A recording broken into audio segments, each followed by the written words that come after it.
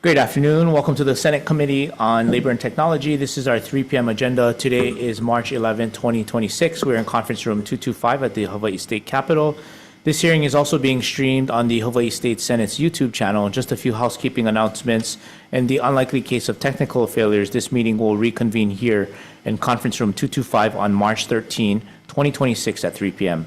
For all testifiers, including those on Zoom, we ask that you stand on your written testimony. If your oral testimony is different from your written testimony, the time limit for each testifier will be 1 minute. The content, including the hearing notice, copies of the measures, and testimony can be found on the legislature's website. If time permits, decision-making will occur after we hear from all those offering testimonies. We'll start off with, and how we would like to proceed is how we've done previously in the past with our previous confirmation hearings, is we'll take testimony first, and then we'll call on the nominee to come before the committee. First up is GM 629. This is submitting for consideration and confirmation to the Hawaii Workforce Development Council gubernatorial nominee Trong Malone for a term to expire on June 30th, 2029. First up, Director Butai. Good afternoon, Chair Elefante, Jean Butai for DLAR. Stand on our testimony is strong support. Okay. Thank you. Testimony and support. Thank you. We also have Jean Olta from Workforce Development Council. Chair, the Workforce Development Council stands on their testimony and strong support. Okay, thank you, Ms. Olta. Testimony and support. And then that completes the list of registered testifiers. We had 13 people in support. Those that have submitted testimony, written comments in support is Ellen May, Ramon F. Ruiz, Tanya Brown, Moana Wong, Miley Malone, Cheryl Cross, Sarah Christensen, Patrina Stokoff, Raquel Hueno, Rachel Weinke, Christina T. Lee, and Le Naala Nakamura, all in support. Anyone else that wishes to testify on GM 629? If not, we'll call on the nominee, Ms. Malone. Aloha and welcome. Aloha. Thank And you, Chair. congratulations on your nomination. Thank you, Chair. Thank you, Chair. A little bit about myself. If you can just bring the microphone a little closer, closer? please. Yeah, there you go. Perfect. Mahalo, Chair. A little bit about myself. I'm going to start a little further back, but my family immigrated to the United States in 1975. And so even from the beginning of that time, there were many organizations really to help our family get on our feet. So churches, community organizations, educational opportunities came about and really supported my family. Later on, after I finished my primary years of schooling, we grew up in a small town in Illinois. I then decided to join the United States Army. I just felt a calling that I had something larger to serve than myself. And so my friend and myself, we joined the Army. And then I'm going to fast forward. 28 years later, I retired from the United States Army and served in so many different roles. I started funny as a truck driver, and it kind of ties in with a lot of the needs that we have in our state now. But from there, I decided healthcare was where I wanted to go. I grew up around the healthcare system. My father was a nurse and retired from the Veterans Affairs Hospital. So I worked in military hospitals. I worked in military field hospitals. I was an inspector general. I worked in so many different roles as operations and training manager. And so all those experiences really kind of led me when I retired here, not only to Hawaii. We knew being stationed here a couple times throughout the course of my tenure with the military that this was where we wanted to end up, retire, and raise our children. And so this year I have a senior in high school, and I know that she's going to be going off to the mainland to college. And I see, the need for programs, not only for our youth, but for so many different people in our communities. And I want her to come back. I want her to come back home here to Hawaii. This is where we've called home for the last 15 years. And seeing her go, breaks my heart, but I know she's gonna learn and grow and come back and really serve our people here in Hawaii. And I'm not fully retired, so I also work for CVS Health, which obviously is a large company, and we know it here as Long's Drugs, and I'm a workforce manager. And so all of my military experience like so varied in the military, like what can I be when I grow up, or what can I do in my next career? And so I was lucky to meet some people with CVS Health in this role. I get to build programs within our communities with CBOs, with government organizations. Some of the work I'm really proud of, working with our DOE entities, as well as building training labs. We have one pharmacy training lab with Maui College on their campus, and also one here locally at the Job Corps site out in Waimanalo. Another thing I'm super proud of is creating an apprenticeship program. So we have a registered pharmacy technician apprenticeship program, and it's available on all of our islands. And so that's a program, really geared toward youth, but any individuals looking to step foot into the healthcare sector. And so I just really feel like all of my experience and looking forward, we are actually building a couple new training centers, one with US Vets on the west side, and another one at the Dole Cannery with Abilities Unlimited, so with a disability organization. So, I really feel as I'm one individual, and there are so many people that have, I guess, the same values and so many similar goals to help our community and help those really that has helped us get to where we are today as well. And so I feel like I'm one person, I can help bring along others, and share experiences and ideas and really help grow our workforce here in Hawaii. Thank you. Thank you so much, and thank you for your service as well. Members, any questions for Ms. Malone? Yeah, sounds Senator Moriwaki. like you can add so much to the Workforce Development Console that's looking at various sectors. So I was really interested in terms of the pharmacists, because we do have a shortage, and I'm just wondering how you see the workforce that you're developing within CVS. How does that relate to the rest of the state and having pharmacists in every island? Yes, thank you for that. Yeah, definitely. We are focused on the entry level, so the pharmacy technicians.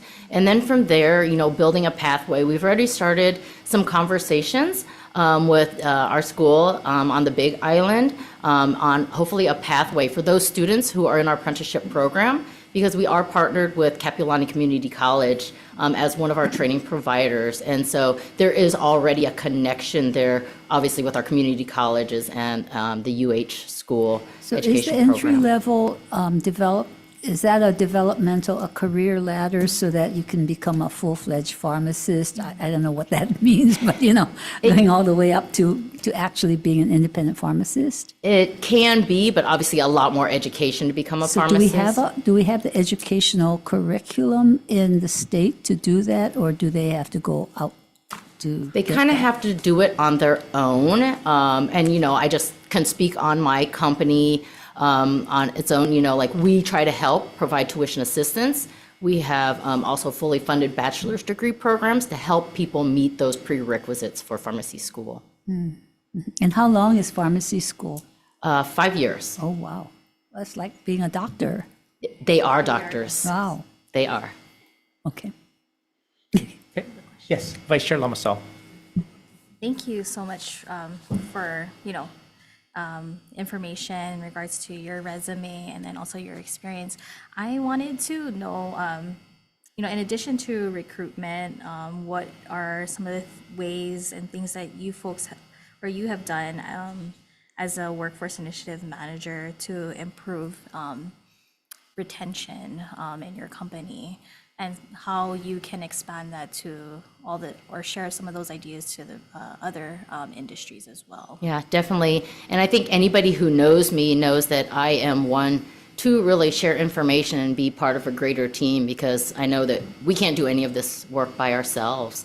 And so I'm not sure if you were here, Vice Chair, but I did talk about like our apprenticeship program, and that's really reaching out to youth to start. So kind of reaching out to them early and helping them on their path, giving them the education, giving them that work-based learning, and really supporting them with a mentor as well to help them on whatever pathway they would like. And so I feel like, being a pharmacy technician could be just an entry, but maybe they want to be a nurse or a doctor. And so, when they're paired up with our teams, they help them to say, hey, if you want to become this, here's what you may need to do. So that mentorship as well. Sorry if I may. Just, mentorship is great, but what are you folks doing as a company to make sure they stay at CVS? Because retail pharmacy, my sister is a pharmacist, it's hard. And they have families that they have to, attend to. They have games that they have to go to. And I speak to a lot of, not just my sister, but her friends about all their struggles. And so I want to know, how do you guys as a company too, and then not just how are you going to be sharing those, ideas to make sure that other industries adopt this as well, to find that good workforce or work and life balance? Yeah, so our company does have a lot of supportive services, I would say. And I apologize because this is not really my area of expertise for our pharmacists. So I really work at the areas kind of like at the 2-year college level and below. But just for myself as well as an employee of CVS Health, they look at all our areas of health. So whether it's financial, we have financial advisors to help us. We have coaches to help us with that work-life balance. We also have, health fitness courses, nutritionists, like whatever area of life really that we need support in, there are individuals to help us with that as part of our, our compensation package or part of our company really working with us and helping with us. I will also say as well, we also have other avenues. For example, we have, colleague resource groups. So I'm a part of the Women's Colleague Resource Group, and in a couple of weeks, we're going to be leading a presentation on educational benefits, and we actually have different organizations come in and speak to us about, growing not only personally but professionally, and talking a lot about that work-life balance. We're also doing a dream board at this, I guess it's a day-long retreat that we have. So really trying to make it local as well to help support one another. So I hope that helps to answer your question some, Vice Chair. Yeah, it did touch upon. I wish you had talked a little bit more about sharing those ideas with maybe the company itself and making sure that, I know this is about you joining the Workforce Development Council, but that's some of the things that as a company, if you folks have those values, it is important to also share it in the council as well, because our market of employees is changing and their priorities are changing. And so maybe, yeah, I just have my own thoughts. But anyways, I thank you for sharing that.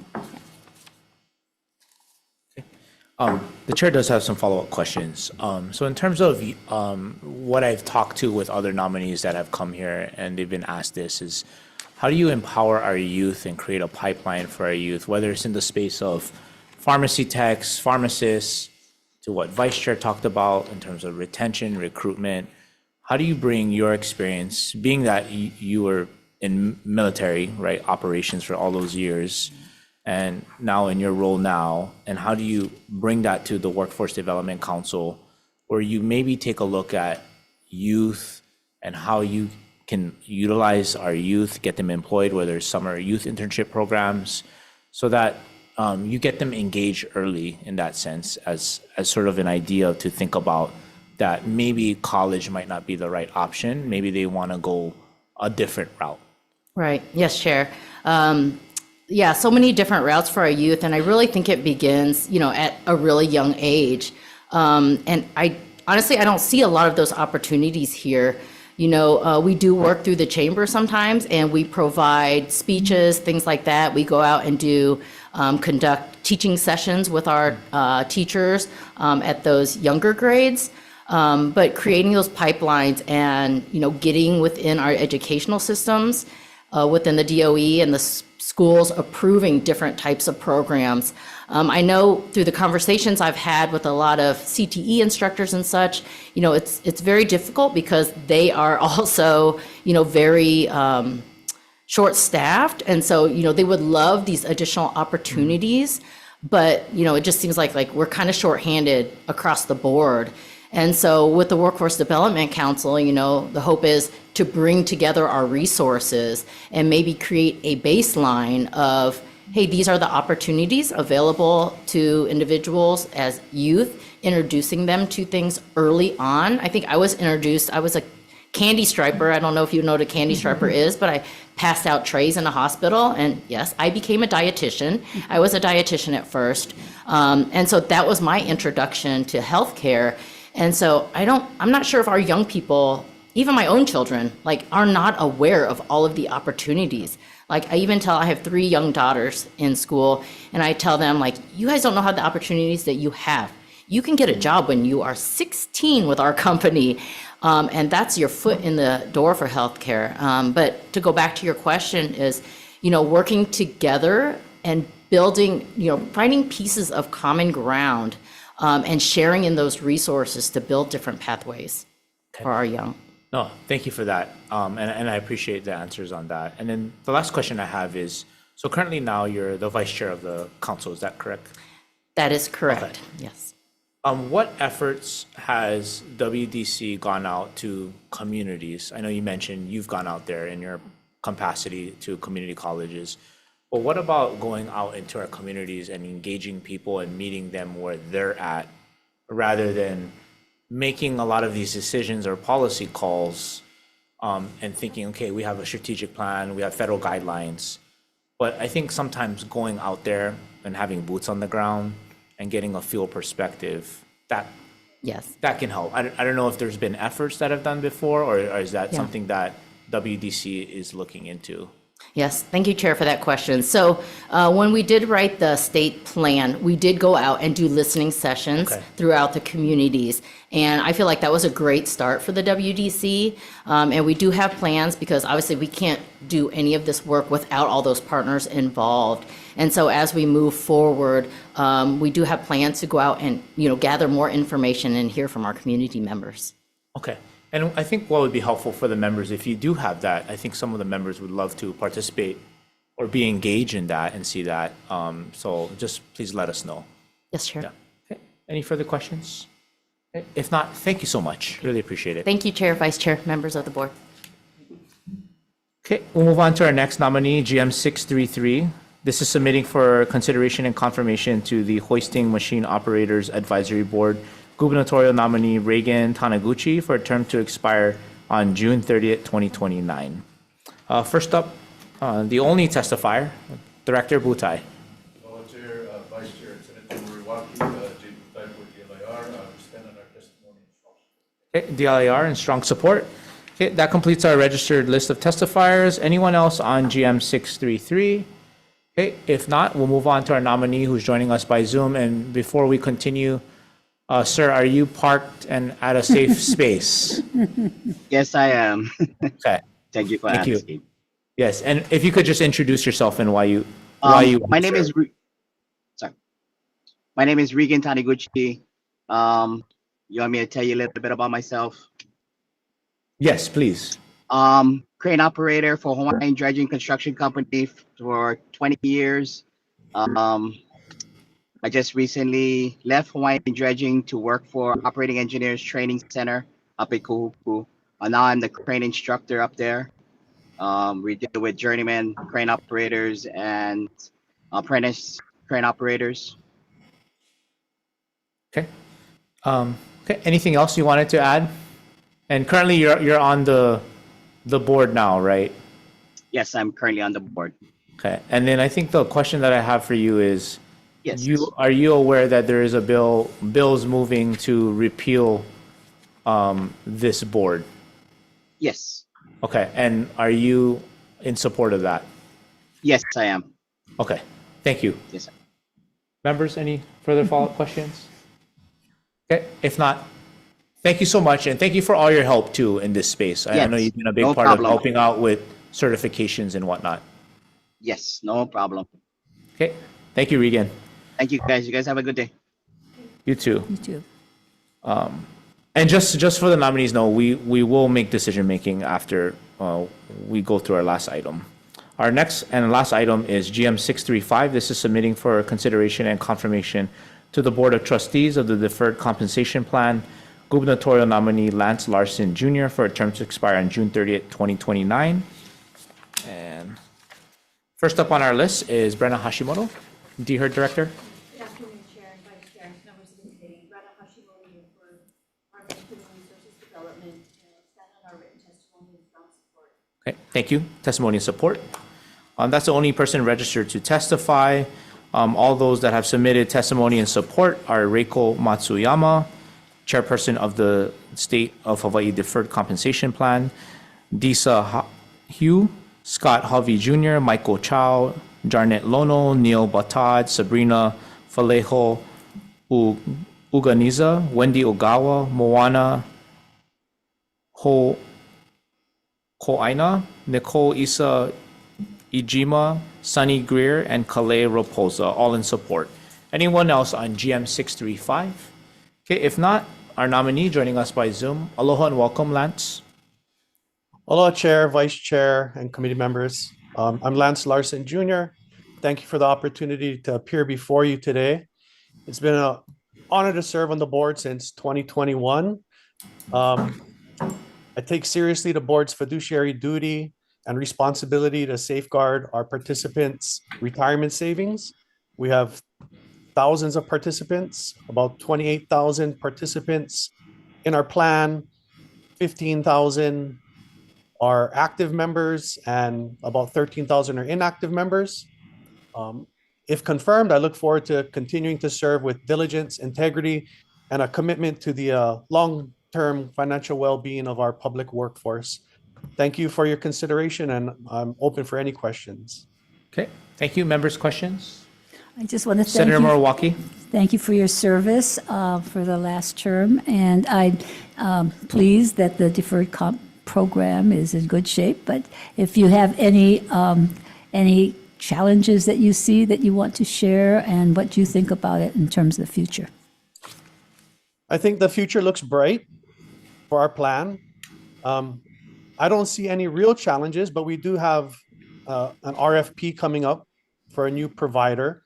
So that could be challenging. I see, the plan has a lot of potential to serve as, maybe even a recruitment or incentive tool for employees.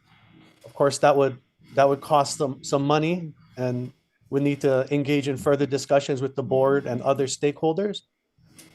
But I think going forward, if we can continue our outreach efforts through multiple modes via email, newsletters, in-person benefit fairs, we should be in very good shape and overcome a lot of the challenges. When you mentioned that it could be challenging for employees, what do you mean by that? Not necessarily challenging for employees, but it is challenging to reach out to every employee to inform them of the benefits of the plan and make sure they're responding to our newsletters or outreach efforts. So it's more the outreach to all your beneficiaries or employees, I guess your members. Yes. Okay. Thank you, Chair. Okay, yeah, you're welcome. Members, any further questions? So Senator Moriwaki asked the question that I was going to ask, so thank you, Senator, for that question. There being no further questions, members, we'll move into decision-making since we have quorum.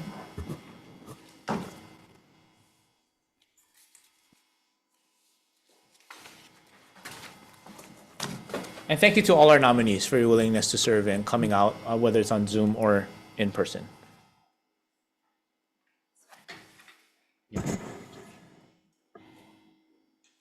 Oh, you want to say something? You okay? Oh, yeah. We're just We do have a question. If we could just real quick call up Director Butai. On one of the nominees for the repeal of the hoisting board, do you know when, if those bills were to come into effect, then the board would? I mean, I think the last one on the House version, I think it's July 1st, 3000. So if I'm still around by that, I think I would be the oldest person who ever lived. Effective So. date, yeah. But I know DIR supported that, so if we were to confirm and move forward, which was some of the line of questioning, they would just serve until, if Yeah, the that's- bills were to pass, until That's it correct. would be non-existent, if that's the intent of the But legislature. the board still meet though. They continue Correct. to meet to carry its function under the current law. And depending on when the bill becomes effective, then, Okay. yeah. Okay, no, understood. Thank you, Director. Okay, we'll move into decision-making. We'll start off first with GM 629. This is submitting for consideration and confirmation to the Hawaii Workforce Development Council gubernatorial nominee Trung Malone for a term to expire on June 30th, 2029. Chair's recommendation is to advise and consent. Any further discussion? If not, Just in time. Vice Chair Lamasao for the vote. Chair votes aye. Okay, members, we're voting on GM 629. Recommendation of the chair is to advise and consent. Chair votes aye. Vice Chair also votes aye. Senator Ihara. Aye. Senator Moriwaki. Aye. Senator Favela is excused and will be excused for the remainder of the agenda. Chair, your recommendation is adopted. Thank you so much. Congratulations. Our next item is GM 633, submitting for consideration and confirmation to the Hoisting Machine Operators Advisory Board gubernatorial nominee Regan Taniguchi for a term to expire on June 30th, 2029. Chair's recommendation is to advise and consent. Any further discussion? If not, Vice Chair Lamasao for the vote. Chair votes aye. Okay. For GM 633, recommendation of the chair is to advise and consent. Anyone present wanting to vote with reservations or no? Hearing none, Chair, all members present vote aye. Your recommendation is adopted. Thank you so much. Congratulations to Regan. And then our last item is GM 635. This is submitting for consideration and confirmation to the Board of Trustees of the Deferred Compensation Plan gubernatorial nominee Lance Larson Jr. for a term to expire on June 30th, 2029. Chair's recommendation is to advise and consent. Any further discussion? Okay, if not, Vice Chair Lamasao for the vote. Chair votes aye. Okay. Members voting on GM 635, recommendation of the chair is to advise and consent. Anyone present wanting to vote with reservations or no? Hearing none, all members present vote aye. Chair, your recommendation is adopted. Thank you so much. Congratulations, Lance. And there being no further business, the Committee on Labor and Technology is adjourned.